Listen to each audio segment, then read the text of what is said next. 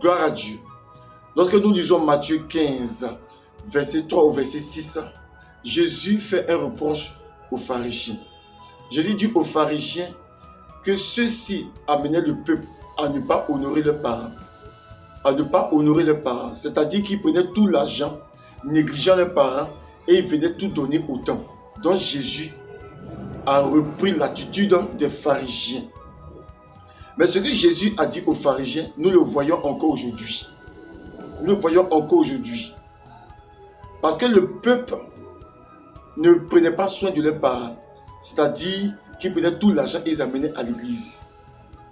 De nos jours, ça se passe, nous le savons. Beaucoup de chrétiens, aujourd'hui, prennent tout l'argent, amènent à l'église. Je ne dis pas de ne pas soutenir une église. Il faut soutenir une église, c'est une bonne chose. Mais avant de soutenir une église, il est bon de prendre soin de ses parents. Il est bon de s'occuper de ses parents. Lorsque Dieu nous donne l'occasion, lorsque Dieu nous donne l'opportunité, lorsque Dieu nous donne les moyens de le faire, il est bon de s'occuper des parents. Ça veut dire quoi? Si dans l'église, vous donnez, il est important de donner aussi à vos parents. Généralement dans les églises, chaque fin du mois, il y a des actions de grâce qui sont posées. D'autres envoient du riz, d'autres envoient de l'huile, de l'argent et autres. Ça dépend de la capacité financière de chacun. Mais il y a des actions qui sont posées. Avant d'amener le sac de riz à l'église, il est bon de se rassurer que nos parents n'ont pas faim. Il est bon de se rassurer que chez nous, nos parents ont de quoi se nourrir.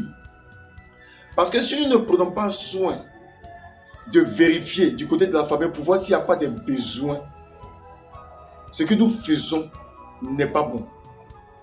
La Bible dit que celui qui n'a pas soin des siens est pire qu'un infidèle, c'est-à-dire est pire qu'un païen. Est pire qu'un païen. Malheureusement, est que beaucoup de chrétiens négligent leurs parents, ils négligent leurs frères. C'est-à-dire qu'ils préfèrent les donner à l'église que d'aider leurs frères à passer soit un concours, aider les frères soit à entreprendre. Ils préfèrent aller donner à l'église. Et ça, c'est mauvais. Ça, c'est mauvais. C'est mauvais. Parce que c'est le reproche que Jésus a fait même aux pharisiens. Et ce qui est dommage, c'est que certains serviteurs de Dieu travaillent même comme on fait les pharisiens, en vue d'amener les chrétiens à se focaliser que sur eux et à négliger ceux-là même qu'ils ont mis au monde. Ce n'est pas bon. Ce n'est pas bon. Ce n'est pas bon. D'autres encore prônent ce genre de choses. Ce n'est pas bon. Nous sommes contre cela. Nous sommes contre cela. Il est bon d'aider. On peut aider l'église. On peut soutenir une église. C'est une bonne chose d'aider une église. C'est une bonne chose d'aider l'église. C'est une bonne chose de soutenir le pasteur, mais pas au détriment de la famille. Il faut soutenir le pasteur, mais pas au détriment de la famille. On peut soutenir l'église, mais pas au détriment de la famille, pas au détriment des frères. Parce que le constat que nous faisons est que beaucoup de chrétiens ne sont pas prêts pour leur propre famille, mais sont prêts à tout donner à l'église. Et c'est ce qui est mauvais. C'est ce qui est mauvais. Certains chrétiens également sont des chefs d'entreprise. Quand on l'appelle à l'église, ils sont prompts à donner, mais ils ne payent pas leurs employés. Ils ne payent pas leurs employés. Beaucoup de chrétiens sont comme ça ici.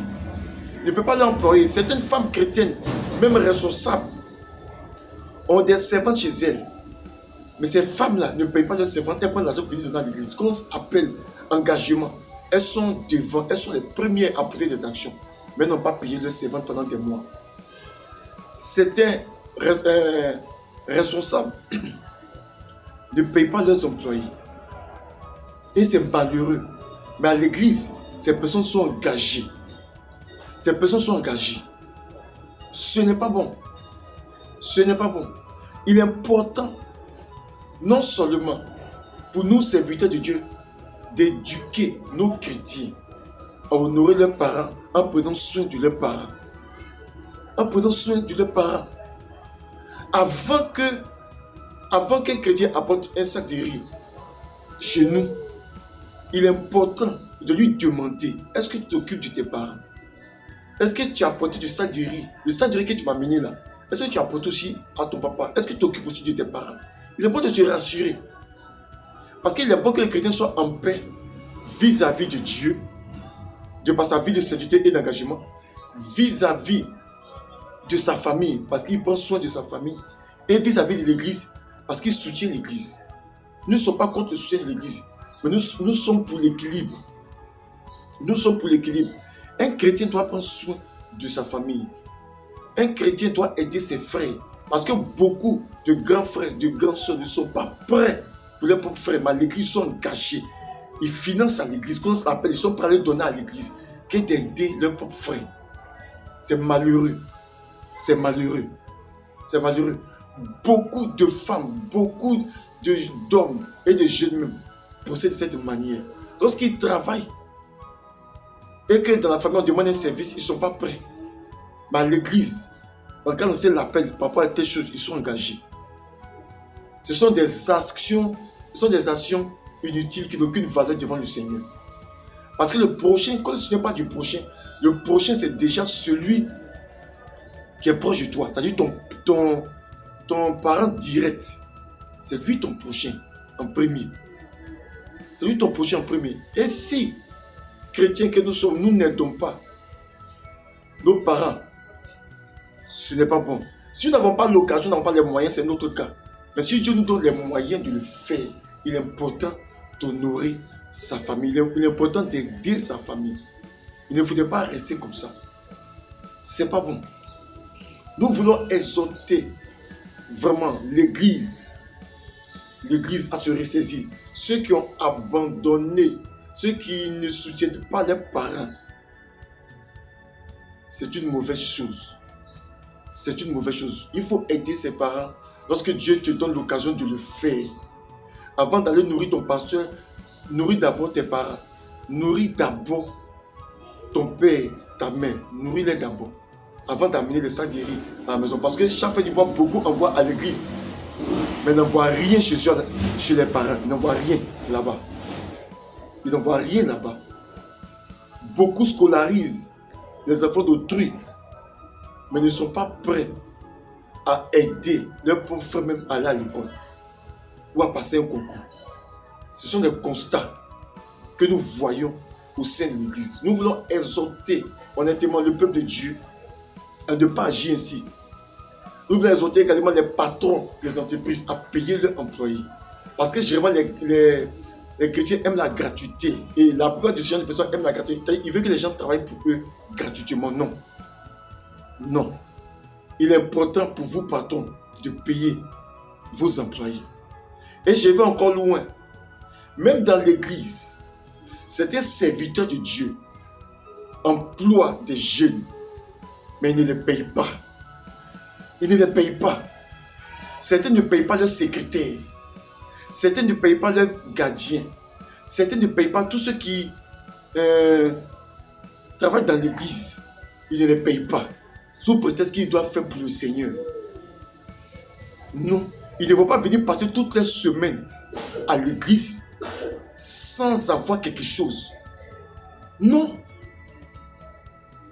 Comment prendre des personnes à l'église, leur dire d'être à l'église du lundi au dimanche, ou bien du mardi au dimanche, et ne pas leur donner un salaire, et ne pas donner quelque chose, un salaire. Vous voyez, ce n'est pas bon. Beaucoup de serviteurs aussi le font. Ils prennent des gens à l'église, mais ils ne les payent pas. Il veut que ses frères et ses soeurs travaillent pour eux gratuitement. Ce n'est pas bon. Soit ils disent même aux servants de Dieu, aux chrétiens de l'église, de venir les aider à la maison, comme des servantes. Mais ils ne payent pas ces personnes. Il veut que les choses soient faites gratuitement. Sous prétexte que c'est Dieu qui save. Alors que l'ouvrier mérite son salaire. L'ouvrier mérite son salaire. Vraiment, on veut interpeller. Parce que ces personnes qui sont à l'église, travaillant pour vous du lundi au dimanche, là, ont une famille. Elles doivent aussi évoluer dans la vie. Non, qu'elles restent dans l'église pour que nous nous évoluons seuls. Mais que ces personnes n'évoluent pas, ce n'est pas une bonne chose. Nous voulons interpeller les serviteurs de Dieu. Les serviteurs de Dieu qui ne payent pas leurs travailleurs, à payer leurs travailleurs. À payer leurs travailleurs. Parce qu'il y a beaucoup de serviteurs de Dieu qui ne le font pas. Il veut que les gens travaillent pour eux gratuitement. Il y a beaucoup également de chrétiens qui ne prennent pas soin de leurs parents, qui préfèrent amener les sacs de riz à l'église au détriment de leurs parents. Il y a beaucoup de chrétiens également, patrons, qui ne payent pas leurs employés. Mais ils sont engagés à l'église. Ce sont eux qui sont les premiers donateurs de l'église. Mais ils négligent leurs employés. C'est une mauvaise chose. C'est une mauvaise chose. Et j'aimerais dire aux serviteurs de Dieu, lorsqu'un enfant, lorsqu'un jeune va à l'école, n'exigeons pas que ce jeune soit à l'église tous les jours. N'exigeons pas cela. Poussons-les même à aller étudier. Poussons-les à aller étudier. Parce qu'ils doivent se réaliser dans la vie. Mais ils ne peuvent pas passer le temps à l'église, matin, midi, soir. Pourtant, ils ont un examen à faire. Parce que beaucoup de serviteurs reprochent ce genre de jeunes-là à ne pas être constamment à l'église. Donc, il doit étudier. Il doit étudier. Il doit étudier. Vous voyez un peu. Il est important pour nous d'arrêter ce genre de choses. D'arrêter ce genre de choses. Je ne dis pas aux gens de négliger les choses de l'église. Ce n'est pas ce que je suis en train de dire. Mais il faut un équilibre. Il faut un équilibre. Parce que s'il n'y a pas d'équilibre, ça devient problématique, ça devient un problème. Ça devient dangereux. Parce que lorsque ces jeunes ne vont pas réussir dans la vie, ces jeunes-là vont commencer à murmurer contre l'église. Et ces jeunes risquent de rétrograder parce que l'église ne pourra pas, ou l'église ne les aide pas, ne pourra pas les aider. C'est un problème. Donc l'important, vraiment, pour les serviteurs de Dieu, d'agir autrement. Et pour finir, j'aimerais aussi dire, de grâce, l'église, c'est une famille. Lorsque nous sommes à l'église, c'est une famille. Il est important de connaître en tant que serviteur de Dieu les réalités de nos chrétiens.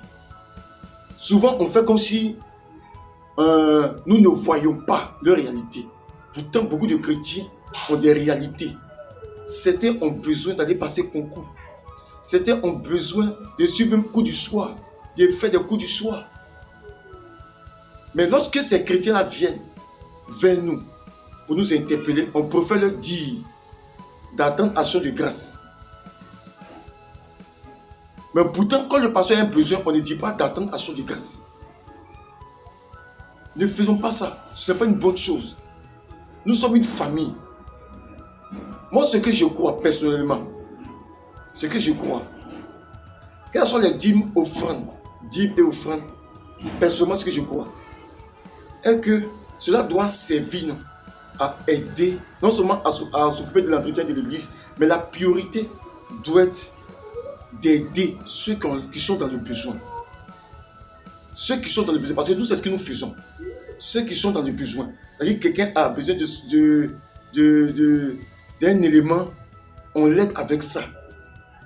On l'aide avec ça. Au-delà même de ça, mais le pasteur aussi doit mettre la main dans sa poche pour aider le chrétien. Ce sont nos chrétiens. Dieu les a envoyés dans l'église. Ils peuvent être dans le besoin.